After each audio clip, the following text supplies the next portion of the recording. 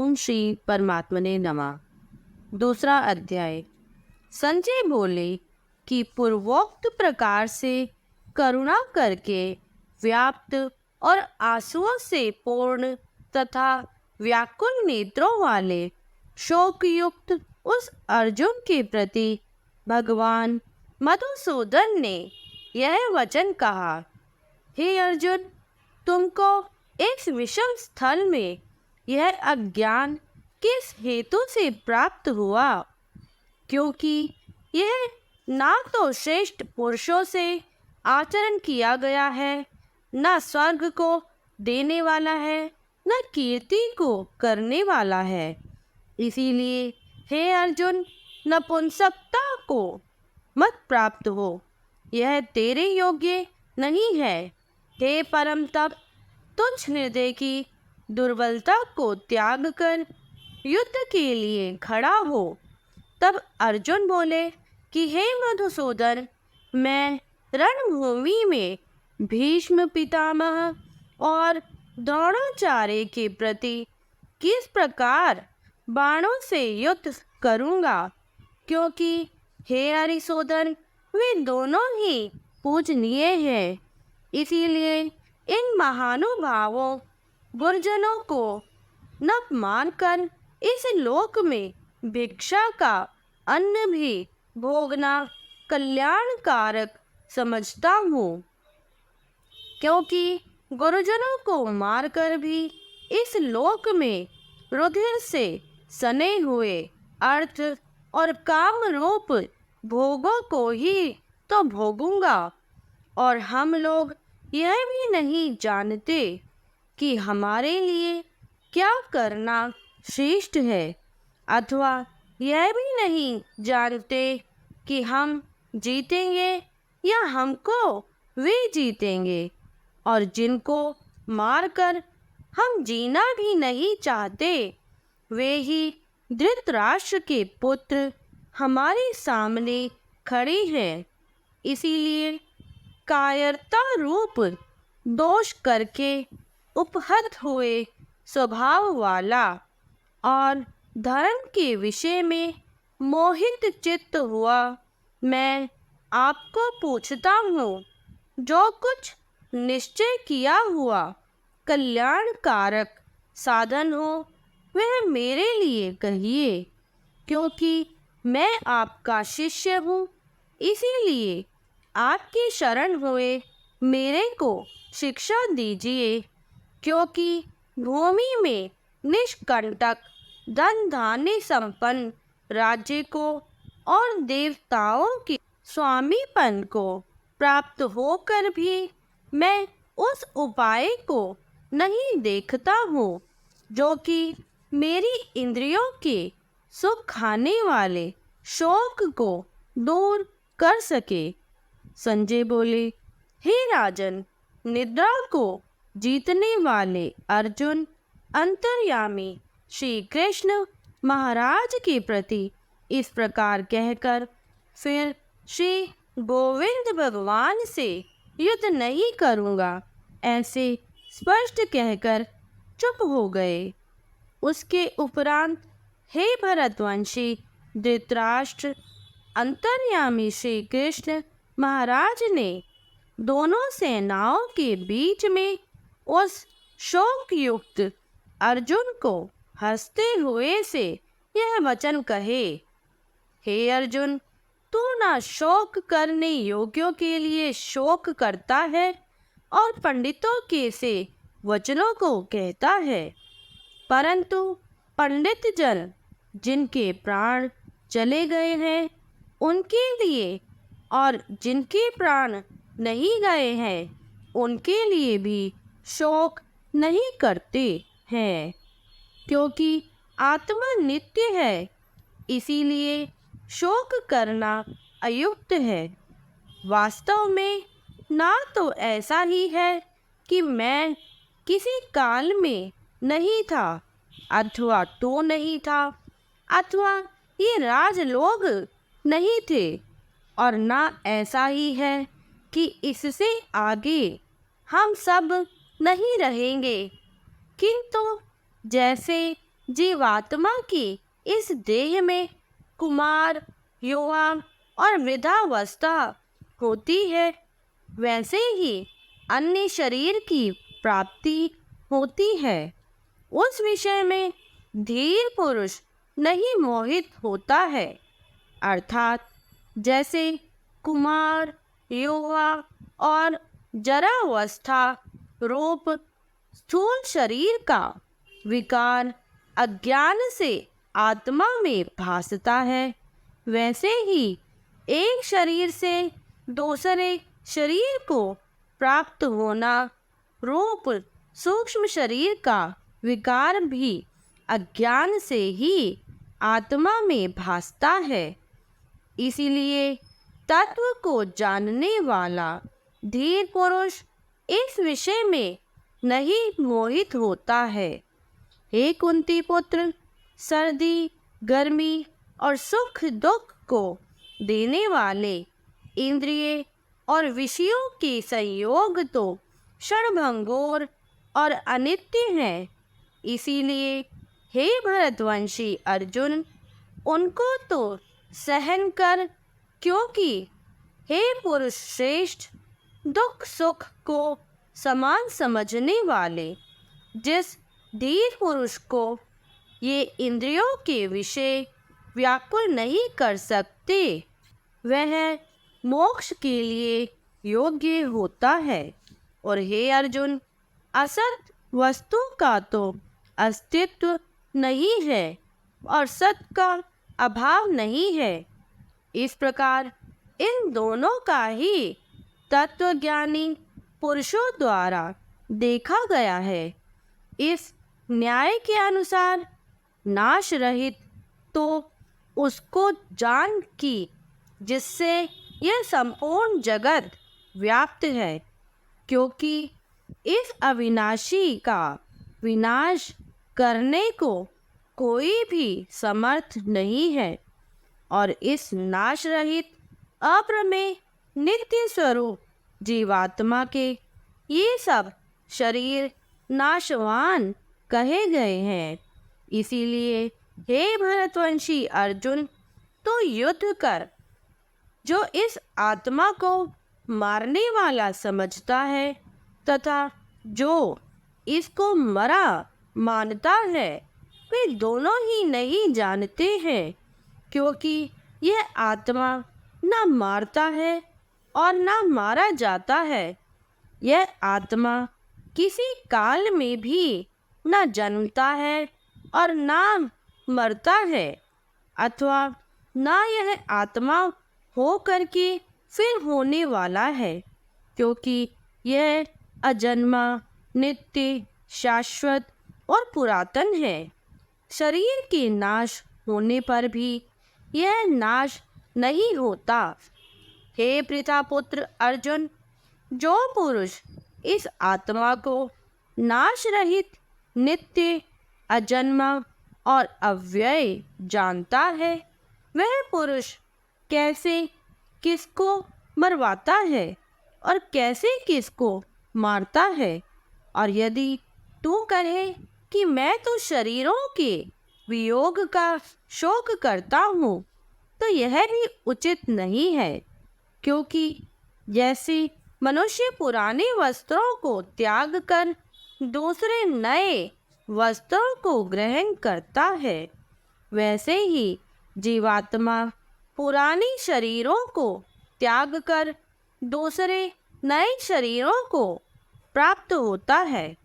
हे अर्जुन, इस आत्मा को शस्त्रादि नहीं काट सकते हैं और इसको आग नहीं जला सकती और इसको जल गीला नहीं कर सकते हैं और वायु नहीं सुखा सकता है, क्योंकि यह आत्मा अच्छेद्य है। यह आत्मा अदाह्य, अक्लेद्य और अशोष्य है तथा यह आत्मा निसंदेह, नित्य, सर्वव्यापक, अचल, स्थिर रहने वाला और सनातन है। यह आत्मा अव्यक्त अर्थात इंद्रियों का अविषय और यह आत्मा अचिंत अर्थात मन का अविषय और यह आत्मा विकार रहित अर्थात ना बदलने वाला कहा गया है। इससे हे अर्जुन, इस आत्मा को ऐसा जानकर तू शोक करने योग्य नहीं है, अर्थात तुझे शोक करना उचित नहीं है।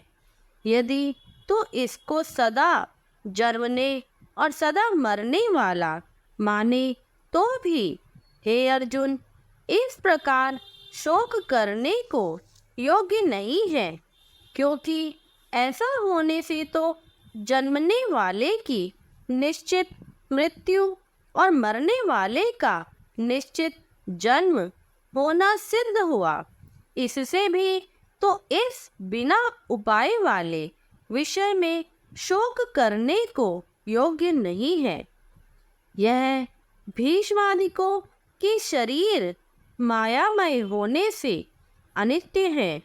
इससे शरीरों के लिए भी शोक करना उचित नहीं है, क्योंकि हे अर्जुन, संपूर्ण प्राणी जन्म से पहले बिना शरीर वाले और मरने के बाद भी बिना शरीर वाले ही हैं। केवल बीच में ही शरीर वाले प्रतीत होते हैं। फिर उस विषय में क्या चिंता है? हे अर्जुन, यह आत्म तत्व बड़ा गहन है। इसीलिए कोई महापुरुष ही इस आत्मा को आश्चर्य की जो देखता है, और वैसे ही दूसरा कोई महापुरुष ही आश्चर्य की जो इसके तत्व को कहता है, और दूसरा कोई ही इस आत्मा को आश्चर्य की जो सुनता है, और कोई कोई सुनकर भी इस आत्मा को नहीं जानता। हे अर्जुन, यह आत्मा सबके शरीर में सदा ही अवध्य है। इसलिए संपूर्ण भूत प्राणियों के लिए तू शोक करने को योग्य नहीं है, और अपने धर्म को देखकर भी तू भय करने को योग्य नहीं है, क्योंकि धर्मयुक्त युद्ध से बढ़कर दूसरा कोई कल्याणकारक कर्तव्य क्षत्रिय के लिए नहीं है। हे पार्थ, अपने आप प्राप्त हुए और खुले हुए स्वर्ग के द्वार रूप इस प्रकार के युद्ध को भाग्यवान क्षत्रिय लोग ही पाते हैं।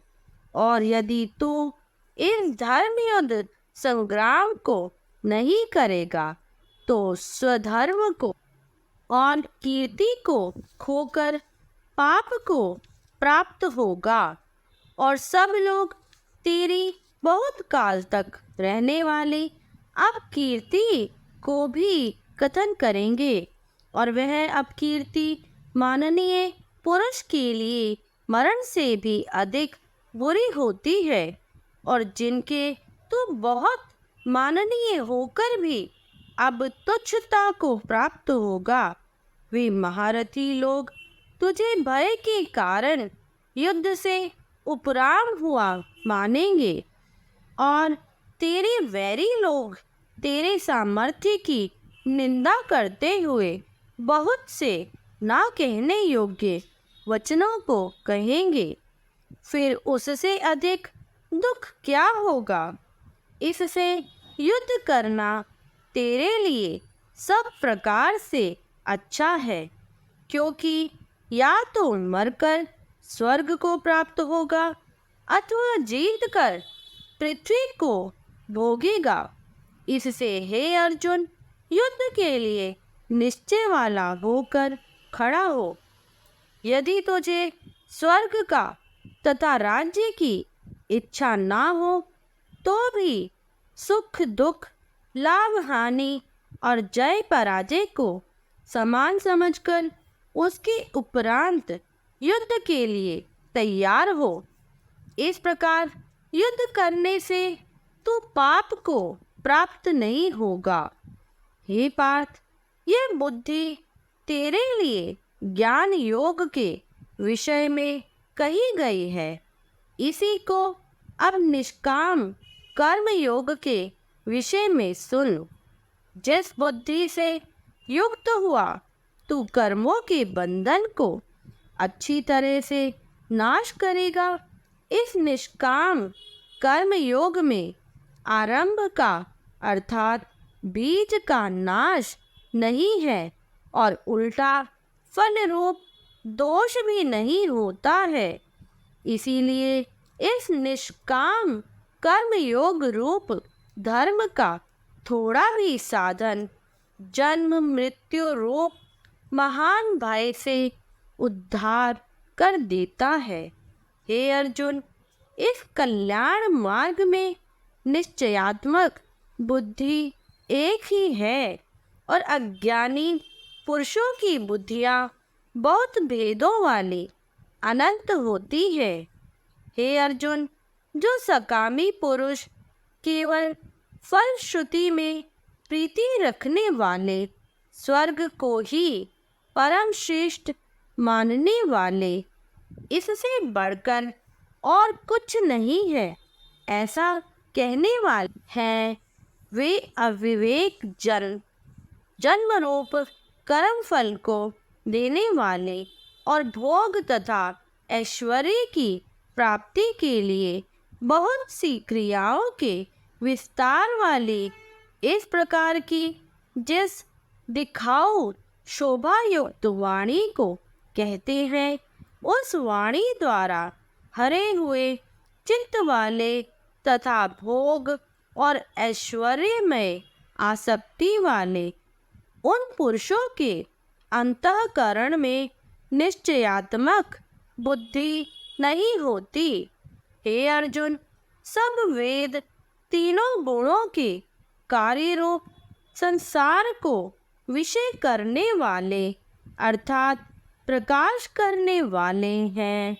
इसीलिए तू असंसारी अर्थात निष्कामी और सुख दुख आदि द्वंद्वों से रहित नित्य वस्तु में स्थित तथा योग क्षेम को न चाहने वाला और आत्मपरायण हो।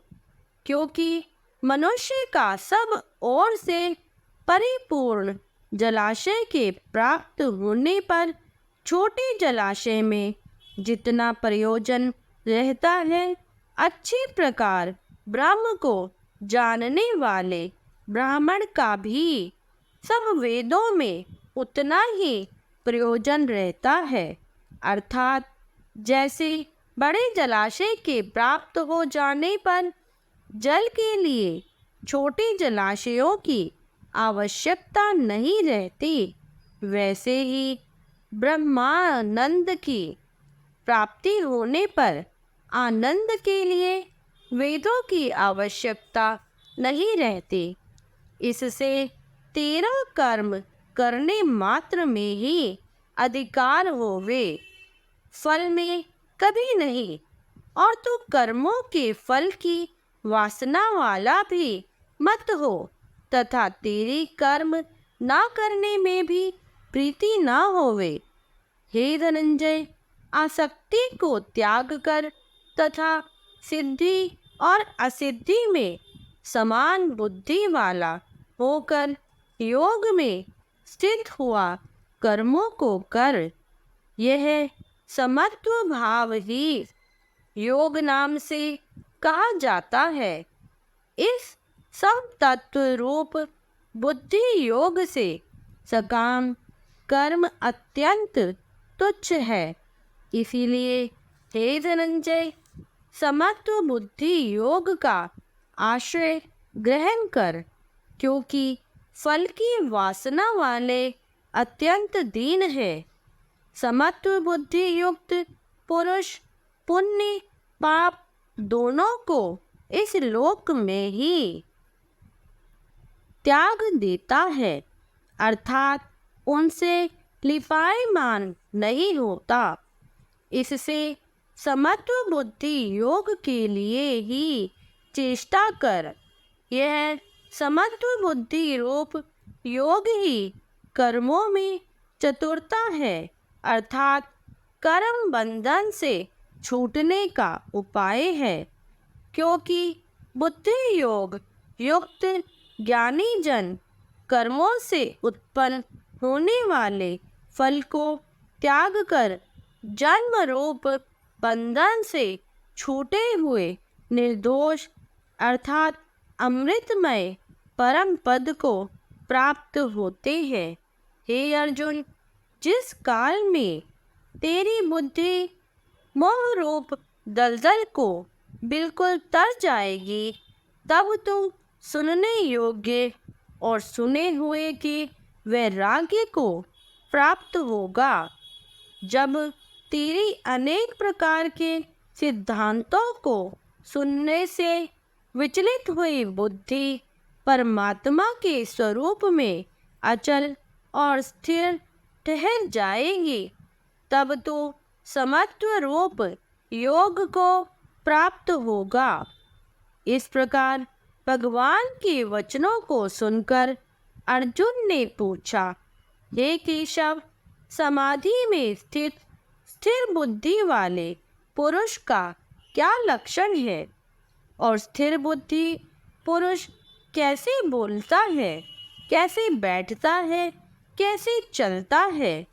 उसके उपरांत श्री कृष्ण महाराज बोले, हे अर्जुन, जिस काल में यह पुरुष मन में स्थित संपूर्ण कामनाओं को त्याग देता है, उस काल में आत्मा से ही आत्मा में संतुष्ट हुआ स्थिर बुद्धि वाला कहा जाता है, तथा दुखों की प्राप्ति में उद्वेग रहित मन जिसका और सुखों की प्राप्ति में दूर हो गई है स्पृहा जिसकी, तथा नष्ट हो गए हैं राग भय और क्रोध जिसके, ऐसा मुनि स्थिर बुद्धि कहा जाता है।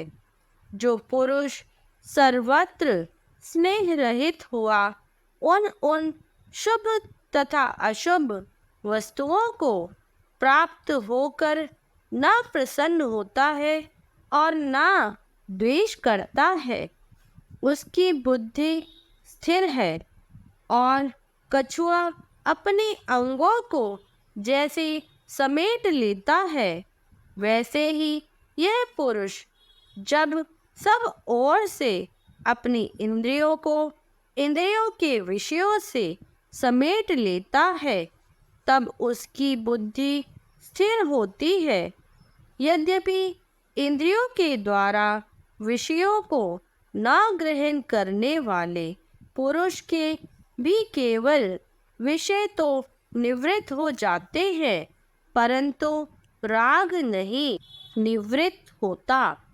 और इस पुरुष का तो राग भी परमात्मा को साक्षात करके निवृत्त हो जाता है। और हे अर्जुन, जिससे कि यत्न करते हुए बुद्धिमान पुरुष के भी मन को यह प्रमथन स्वभाव वाली इंद्रियां बलात् हर लेती है, इसलिए मनुष्य को चाहिए कि उन संपूर्ण इंद्रियों को वश में करके समाहित चित्त हुआ मेरे परायण स्थित होवे। क्योंकि जिस पुरुष के इंद्रियां वश में होती है, उसकी ही बुद्धि स्थिर होती है।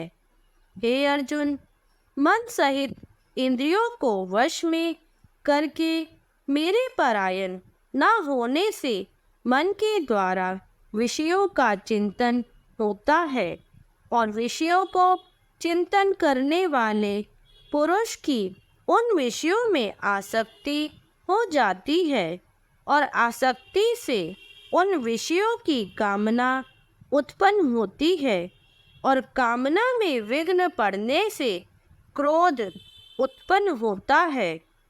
क्रोध से अविवेक अर्थात मूढ़ भाव उत्पन्न होता है।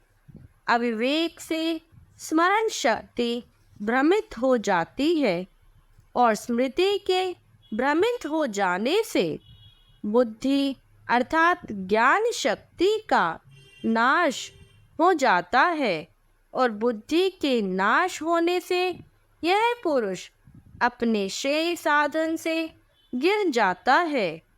परंतु स्वाधीन अंतःकरण वाला पुरुष राग द्वेष से रहित अपने वश में की हुई इंद्रियों द्वारा विषयों को भोगता हुआ अंतःकरण की प्रसन्नता अर्थात स्वच्छता को प्राप्त होता है।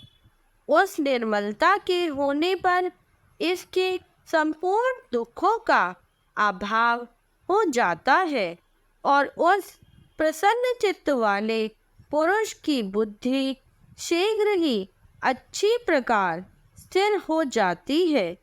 हे अर्जुन, साधन रहित पुरुष के अंतःकरण में श्रेष्ठ बुद्धि नहीं होती है और उस आयुक्त के अंतःकरण में आसक्ति भाव भी नहीं होता है और बिना आसक्ति भाव वाले पुरुष को शांति भी नहीं होती।